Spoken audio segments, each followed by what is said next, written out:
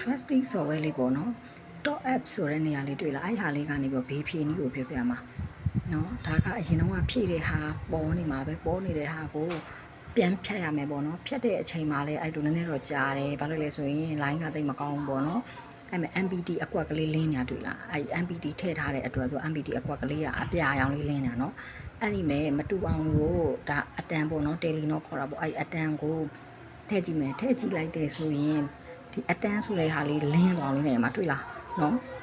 အတန်ဆိုတဲ့နေရာလေးမှာခရမ်းလေးပြေးသွားပြီကျန်တာလေးတွေအဖြူပြောင်းလေးအတိုင်းပဲအဲ့ဒီလိုမျိုးလေးထည့်ပြီးတော့ဘာလုပ်ရမလဲဆိုရင် confirm ကိုနှိပ်ရမယ်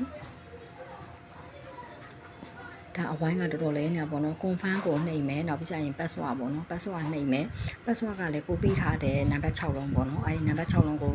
နှိပ်ရမယ်အရင်ကတွေ့လား950ပဲကြားတယ်အဲ့ဒါ point short ဈေးမပါသေးဘူးဘာလို့လဲကိုအကုန်သုံးထားလို့နော် point short ဈေးတွေရောဆိုရင်950တောင်မကြဘူး655ကျပ်လောက်ပဲကြာတယ်ဒါကပြန်ဖြတ်လိုက်တဲ့ဟာပေါ့နော်မထည့်ဘူးမထည့်ပြလို့မလို့အဲ့ဒီမှာဆိုရင်ဒီမှာလေးအန်ပိတ်ဆိုတဲ့ဟာလေးကိုနှိပ်လိုက်ပြီးတော့ပြန်ပြီးတော့ cancel လို့ရတယ်ပေါ့နော်ဒါကတော့ထွက်လိုက်တော့မယ်နမူနာပြတာမလို့နောက်ကြတော့ကိုထည့်ခဲ့တဲ့ဟာပေါ့နော်အဲ့မဲ့ top app ဆိုတာလေးကိုနှိပ်ပြီးတော့ history ပြန်ကြည့်ဖို့ရအတွက်ကအဲ့3ချောင်းလေးကနေပြောဝင်ဒါကကို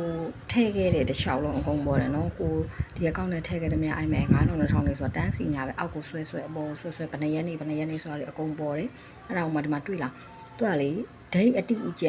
နာရီအတိအကျအချိန်အတိအကျကိုဖော်ပြပေးတယ်เนาะသူ့ရဲ့ဟိုပြည်စာမှာပေးတယ်အဲ့ဒါကြောင့်မဆိုလို့